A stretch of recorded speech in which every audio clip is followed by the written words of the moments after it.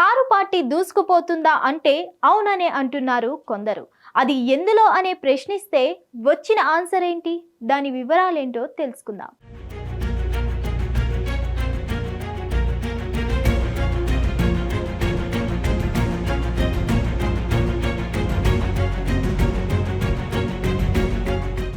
BRS party electoral బాండ్ల విషయంలో దూసుకుపోతున్నారు.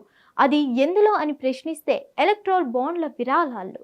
Electoral బాండ్ల రూపంలో రాజకీయ పార్టీలు విరాళాలను సేకరించడాన్ని సుప్రీంకోర్టు తప్పుపట్టింది.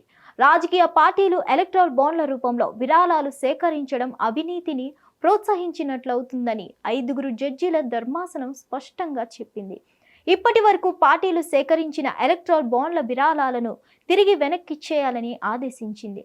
ఇక ముందు ఏ పార్టీ కూడా ఎలక్ట్రల్ బాండ్ల రూపంలో విరాళాలు సేకరించకూడదని తీర్పునిచ్చింది. సుప్రీంకోర్టు తాజా తీర్పు వ్యాఖ్యలు దేశంలో సంచలనంగా మారింది. ఎలక్ట్రల్ బాండ్ల రూపంలో విరాళాల సేకరణలో అత్యధికంగా లబ్ధి పొందింది బీజేపీనే.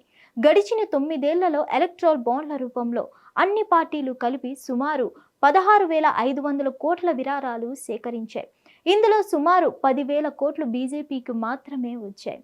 అలాగే తెలుగు రాష్ట్రాల్లో అత్యధికంగా ఎలక్ట్రల్ బాండ్లను సేకరించింది బీఆర్ఎస్ పార్టీనే.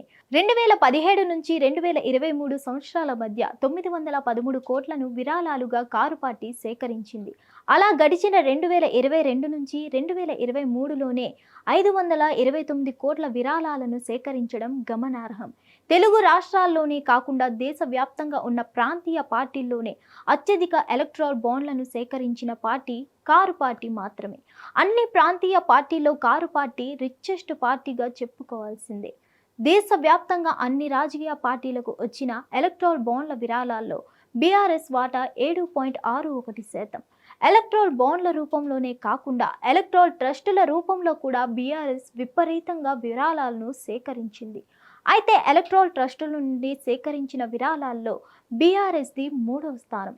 2022 నుంచి 2023 ఆడిట్ రిపోర్టు ప్రకారం సొంత నేతలు, పారిశ్రామికవేత్తలకు చెందిన ఎలక్ట్రల్ ట్రస్టుల నుండి సేకరించిన విరాళాలు 65 కోట్లు.